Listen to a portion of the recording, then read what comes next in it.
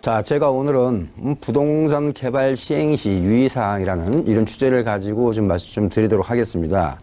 자, 우리가 시중에 이런 말이 있습니다.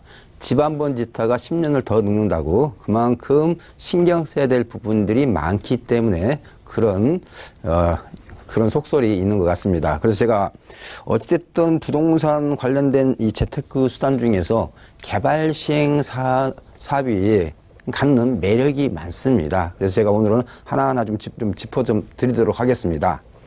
자, 먼저 왜 매력이 있느냐? 이 부동산 개발 시행 사업에 매력이 있느냐? 말 그대로 우리가 부동산 투자의 하나의 꽃이라고들 얘기를 합니다. 기본적으로 이렇습니다. 투자 수익률이 일반 투자 수익률보다 굉장히 높습니다. 자, 우리가 재개발, 재건축 투자를 한다 해도요, 기간 대비 실익을 따지시면요, 또 이런 양도세 같은 그런 세금까지도 이게 다 해서 본다면은, 즉 순세후 수익으로 이게 본다면은 그렇게 높지 않습니다. 우리가 많이 높아봤자 한 20% 연 20% 수익만 낼 수 있다면요, 굉장히 높은 수익이 되겠죠. 그런데 이런 개발 시행 사업 같은 경우는요, 연 20% 내는 게 다반사입니다. 자, 물론 전부 다 쉽게 낸다고 생각하시면 안 되겠고요. 일반적으로 그렇다는 거죠.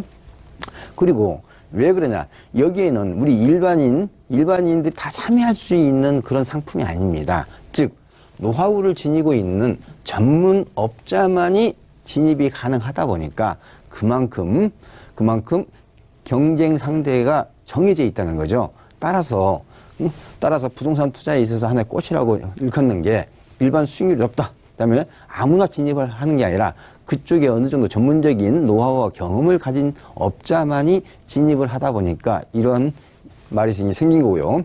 자, 그다음에 사업성만 이미 검증이 어느 정도 됐다면요, 타인 자본이죠.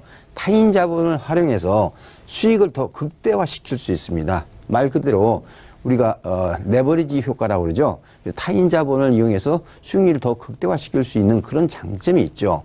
그래서 자기 자본을 비율을 갖다가 최소화해서 투자가 이루어질 수 있는 겁니다. 즉, 사업성만 좋다면은 돈을 빌려주겠다고 하는 그런 집단이 많이 있다는 거죠. 그래서 이런 매력을 가진 게 부동산 개발 시행 사업의 매력이라고 생각이 들고요.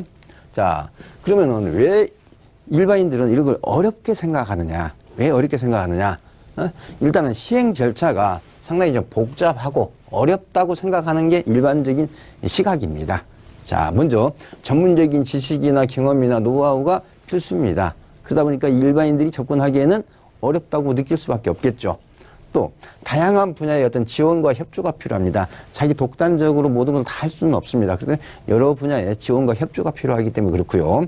또 일반적으로는 투자 금액이 크고 잘못하면은 큰 실패, 즉 잘못하면은 우리가 흔한 말로 한 방에 갈 수 있다. 그런 어떤 인식들이 숨어져 있어요. 그리고 처음 이 시장에 진입을 하려고 하시는 분들은 대부분 자기 자본에만 의존하려는 이런 경향들이 있다 보니까 어렵게들 생각을 하고 있는 것 같습니다. 자, 그러면은 이런 개발 시행 사업을 할 때 가장 중요한 포인트가 뭐냐? 중요한 포인트가 크게 세 가지입니다. 크게 세 가지. 경쟁력 있는 토지를 어떻게 하면 확보할 거냐? 이게 바로 이 개발 시행 사업의 성공의 어떤 열쇠라고 보시면 되겠습니다. 그렇기 때문에 어떻게 하면 경쟁력 있는 토지 확보를 할 거냐? 이게 첫 번째 중요한 포인트고요. 두 번째는 이걸 개발 시행을 해서 분양까지 이루어져야 되기 때문에 매도 가능성, 즉 분양이라든지 매도 가능성을 검토를 해야 되는 게 굉장히 중요합니다. 그렇기 때문에 적정한 분양 가격과 입지 분석 같은 경우가 아주 세밀하게 이루어질 필요가 있겠습니다. 자, 세 번째는 항상 부동산 경기도 그렇고요, 내수 경기도 그렇듯이 항상 좋을 수만은 없습니다. 그렇기 때문에 최악의 경우, 즉 워스트 케이스에 대한 대비책을 반드시 수립을 할 필요가 있다는 거죠. 자, 그래서 특히 가장 중요한 것은 미분양이나 매도가 안 됐을 때 어떻게 대처를 할 거냐. 예를 들어서 요즘같이 전세 가격이 높을 때는 그럼 최소한 전세만 놔도 내 투자 원금을 회수할 수 있는가. 이런 세 가지를 좀 체크를 하셔야 되는 거고요. 자, 그 다음에는 전제 조건 중에 먼저 수지 분석과 토지 확보와 수지 분석은 남한테 맡길 게 아니고요. 당사자가 본인이 직접 하는 게 가장 좋습니다. 그렇기 때문에 그러면서도 보수적인 분석하고 제2의 자금 대행, 즉 워스트 케이스에 대한 반드시 캐치 플랜을 가지고 가셔야 된다는 거고요. 그다음에 전문 조직을 가능한 풀 가동을 하셔야 됩니다. 그래서 설계라든지 인허가 과정이라든지 시공 관련 전문가들과 유기적인 협조 체계를 갖추라는 거고요. 그다음에 마케팅 플랜을 미리 사전에 수립을 해 놓는 겁니다. 그중에서 특히 중요한 것은 마케팅 조직에 대해서 미리 확보 계획을 수립을 하고 본 개발 시행 사업에 임하셔야 된다는 거 말씀드리고요. 자, 그다음에 좋은 토지를 확보하는 게 제가 아까 성공의 열쇠라고 했어요. 키라고 했어요. 좋은 토지를 확보하기 위해서는 우리 시청자들 꼭 이 세 가지만 꼭 잘 알아두시기 바랍니다. 첫 번째는 공인중개사한테 대부분 매물을 받습니다. 토지 같은 경우. 그랬을 때 그 공인중개사가 추천하는 토지에 대해서 아주 신속하게 의사결정을 OX를 쳐줘야 됩니다. 그래야만이 그 공인중개사가 신뢰를 하고 좋은 매물이나 토지가 나왔을 때 먼저 우선해서 통지를 할 겁니다. 그렇기 때문에 신속하게 의사결정을 해줘야 된다. 왜? 공인중개사는 신속하게 의사결정을 해주는 시행업자를 선호할 수밖에 없기 때문에 그렇습니다. 두 번째는 공인중개사도 중개수수료를 가지고 업을 갖다가 이어가는 그런 업입니다. 따라서 중개수수료에 인색하지 말아야 됩니다. 즉 수수료 인하 같은 게 아니라 최소한 법정 수수료 정도를 후하게 줄 수 있는 그런 인식을 심어줄 필요가 있다는 거고요. 자, 세 번째는 가장 중요합니다. 내가 원하는 토지의 용도, 면적, 가격 수준 이런 것들을 갖다가 명확하게 제시를 해줘야 됩니다. 그렇기 때문에 내가 요구하는 원칙을 딱 정해가지고 홍보를 해야 된다는 거죠. 그래서 면적이라든지 금액이라든지 용도 지역 같은 경우를 딱 정확하게 디파인해서 요구사항을 전달을 해야만이 좋은 토지를 확보할 수 있다는 거고요. 자, 그 다음에는 수지 분석인데요. 수지 분석은 크게 3단계로 이게 수지 분석을 하시면 좋겠습니다. 첫 번째는 어떤 토지가 많이 나오게 되면요.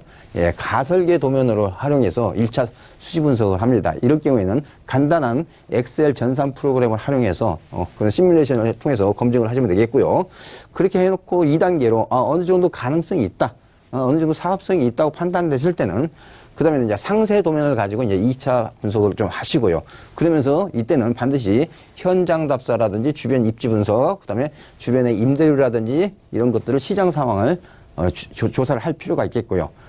그 다음에 마지막으로 이제 3단계 수지 분석이 되어 있습니다. 이때는 좀 더 보수적으로 해서 재반 비용 같은 경우를 추가해서 보수적인 관점에서 3단계 수지 분석을 하셔야 됩니다. 그래서 이럴 경우에는 최악의 경우까지도 이제 염두를 해두고 이 3단계까지 분석을 한 후에도 사업성이 있다고 판단됐을 때 이때 이제 의사결정을 하시면 되겠습니다.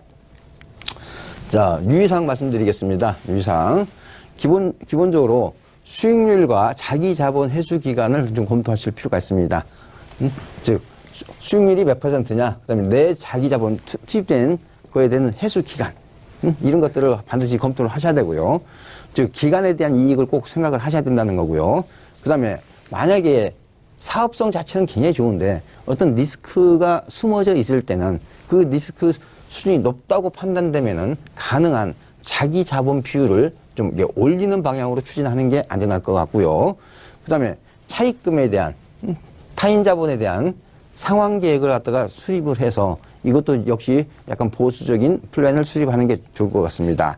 자, 그 다음에 인허가상의 문제점이라든지 특히 인허가 관련된 것은 토지를 매매 계약을 체결할 때부터 어떤 특약사항에 반드시 집어넣을 필요가 있겠고요. 그래서 인허가상의 문제점을 사전 파악해서 혹시 또 이런 시행을 하는 과정에 있어서 주변에 어떤 민원 제기 같은 경우도 우리가 신중하게 검토를 해볼 필요가 있겠습니다. 자, 마지막으로는 미분양이 됐을 때 어떻게 할 거냐. 미분양이 됐을 때 아까도 제가 말씀드렸죠. 만약에 내가 분양이 안 된다면은 전세라도 놓았을 때 내 투자 원금이라든지 해서 손실을 최소화시킬 수 있는 건지, 그래서 그렇기 때문에 반드시 미분양에 대한 대응책까지도 수립을 할 필요가 있겠습니다. 자, 제가 그래서 오늘은 부동산 개발 시행 사업에 대해서 매력 포인트라든지 왜 어렵게 생각하는지 그것도 말씀드렸습니다만 중요한 유의사항까지도 제가 정리를 해서 좀 말씀 좀 드렸기 때문에요. 혹시 관심이 있는 분이라면은 관심이 있는 분이라면은 한번 저하고 이렇게 상담이나 이런 과정을 거쳐서 좀 더 상세한 내용을 제 어떤 노하우를 전달받는 그런 기회를 만든다면요, 좀 더 안전하실 수 있을 것 같습니다. 자, 제가 주관하는 세미나는 내일 오후 2시, 즉 금요일 오후 2시 하고요, 토요일 오후 2시에 진행을 합니다. 자, 주제는, 자, 8.2 대책이 나오고 나서 또 며칠 전에 8.27 대책 추가 대책이 나왔습니다. 또 앞으로 몇 가지 예고된 그런 규제 대책이 또 있습니다. 여기에 따른 각 지역별, 상품별 부동산 시장 전망에 대해서 제가 말씀을 좀 드리고요. 그 다음에 이럴 때일수록 특히 금리 상승이 이렇게 예고된 시점에서 어떤 임대 수익형 부동산이라든지, 그러면서 또 소액 투자하시면서 차익 실현까지도 노려보시고자 하시는 분이 있다면요, 제 세미나에 오시면 상당히 유익한 시간이 될 걸로 기대해도 좋을 것 같습니다.